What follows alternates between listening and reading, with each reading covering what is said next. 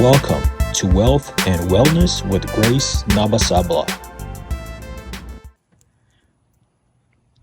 Hello guys, we are back in Hammond, okay? So you remember that tree fell on our house, right? Ignore the yard, y'all.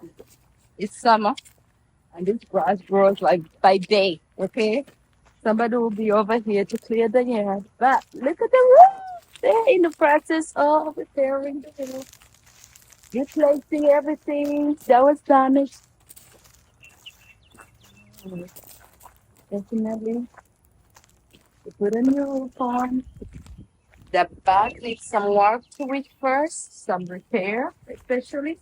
And I'm gonna give you a rundown what you need to do before, during, and after. You gotta watch out for the nails. 'Cause this is construction zones. So this was boarded off, but yesterday they had taken things down, thinking they will come back today.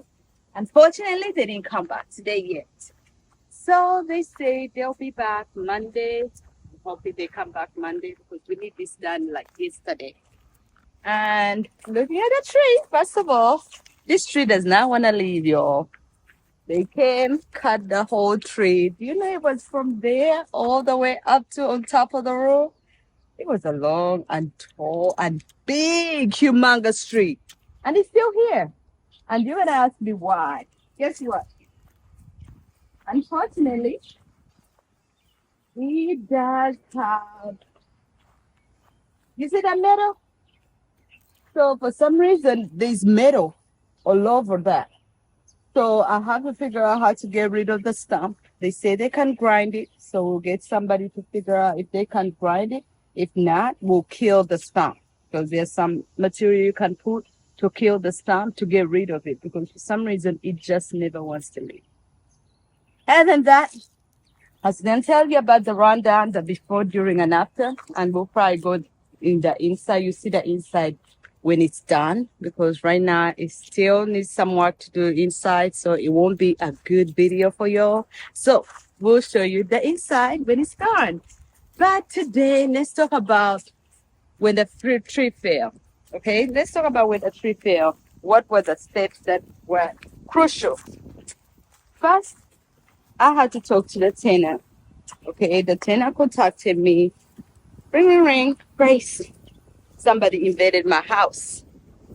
And I was like, it's 10 o'clock at night, right? No, I'm not coming over there right now. You need to call the emergency department.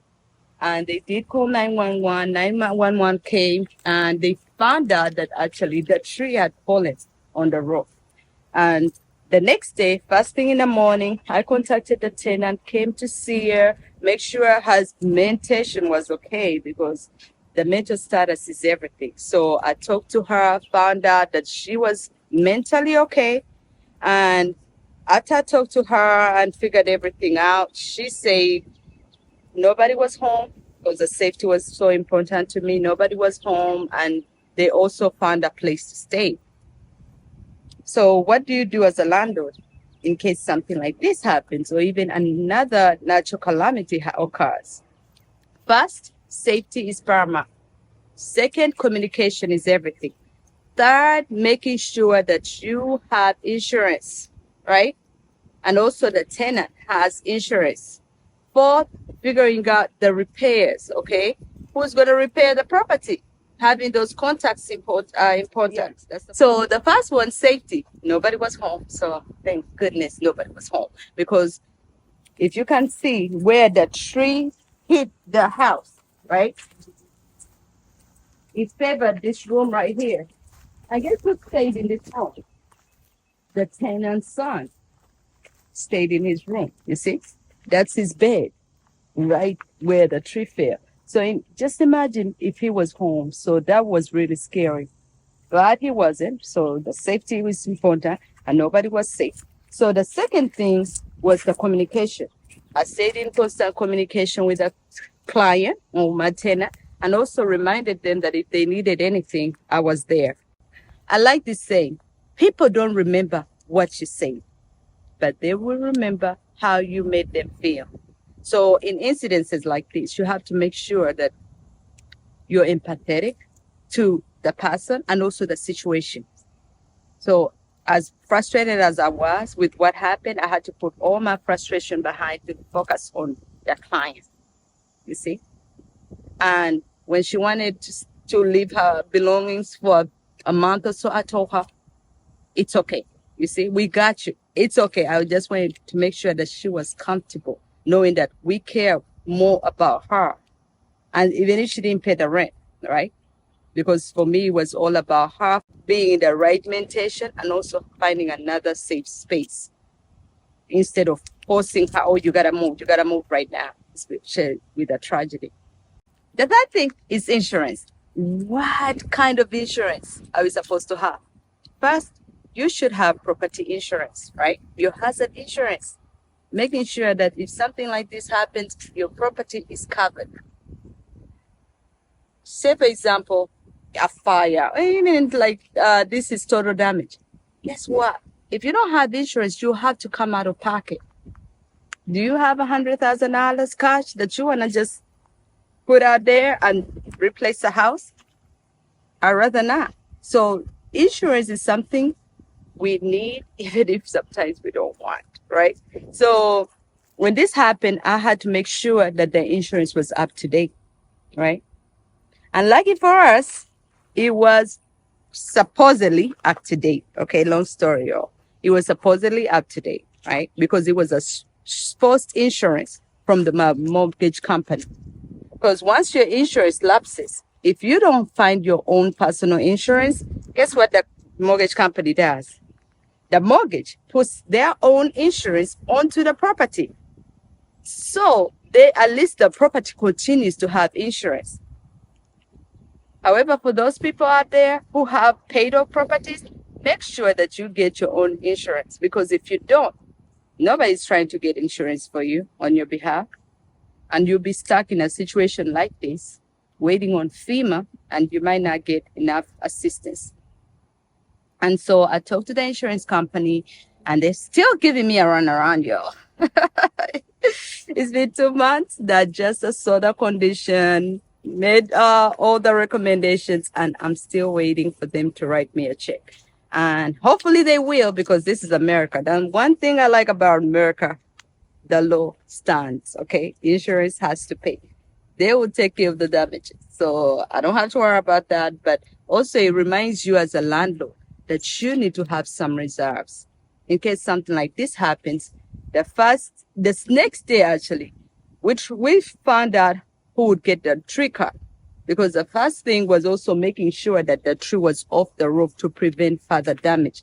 The longer the tree stays on the roof, that's more damage. Then the rain starts falling, and guess what? That's the tree pretty much messing up the whole house. And for some people, they would like that probably, because then you get a brand new house, brand new view. But for me, to try to mitigate costs and try to keep everything on a budget, right? Because I could use the money somewhere else. I'd rather repair than replace the whole thing. And the last but not least was also the other part of the insurance is the tenant, making sure that she has insurance. Initially, when she moved in, she did have renter's insurance. Unfortunately, she didn't keep up with it and it lapsed. So if in case of lapsing, then she can't claim that renter's insurance. So I had to give her resources. Salvation Army was very crucial. So thank you, Salvation Army. They helped out. And I don't know some other resources she used, but they definitely helped her out and gave her some money towards her belongings, whatever belongings were damaged. So what is the main reason for the insurance in the first place? So the renter's insurance. First, in case of these damages, they replace those belongings, right? The second thing is also if you have vandalism, they do replace the belongings as well. The other thing is if you have a natural calamity like this, guess what? They get you a place to stay and you get to live there for free, you see? So she would have been able to go to a hotel, Airbnb, anywhere she wanted for free for a certain amount of time until this property was repaired. in case that's what she would like, or just find another apartment and they would even probably pay some money towards that apartment. So it's always good to have renter's insurance in for those reasons. And the last thing is in case you have a guest at your property, you see, you have a party or somebody shows up at your house, something happens to them, you need to have your own renter's insurance to help with the expenses in case something happens to them. So that's the main thing about renter's insurance. And the last thing that I want to mention is how to deal with repairs. So I talked about the tree cutting service. That was the one, a few people who came to give us beads to cut the tree. So I had 3 contractors. One was a referral. I recommend you getting referrals because the referrals are people you actually know and trust. So they're referring somebody they also know and trust. So the person who actually cut, it was a service. They came, did cut the tree, but it was through a referral. I trusted. And the next person I'd mention also, the next step after this tree cutting was the roofer.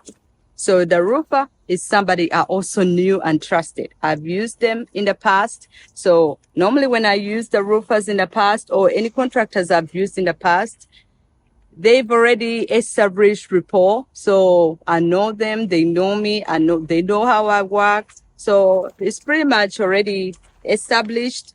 The relationship is already established, but it still helps to have secondary quotes. So I did have a secondary quote. However, the secondary quote was much higher than I wanted to pay for. So I ended up with somebody I already knew. And I knew that he was going to do the right job because he's a qualified roofer. And the other thing is also making sure that that roofer or whoever contractor you hire, they are licensed and insured, because you don't want somebody who is not insured and something happens to them and they end up suing you, you see, it's in case of something happening to them on your property. So having a licensed professional is also helpful because then you're covering yourself in the long run. And the other thing will be a carpenter who is going to do all the work. So the fact that that same roofer also does carpentry work. So that's why I even hired him. It's always good to have somebody or at least a team of professionals who can do everything together instead of hiring out and outsourcing everything out. Sometimes that can become costly and trying to keep up with who's doing what and when, and it just becomes a headache. So I knew that he does all these other odd jobs that he would help me actually restore this home. So that's why I even hired him in the second place, that he would also do the carpentry work. So they were not able to come today. They had something going on, tying them up, but they were supposed to come today and do the carpentry work. All they have to do is make sure that this window, the framing, is re-established. So just make sure that they frame the window back and the ceiling, the sheetrock, so it's not gonna be a big deal. And just put the tile, this back on. Yeah, the brickwork. Just layering a few brickwork. Make sure nothing is messing up in the bottom. Probably gonna the whole go out.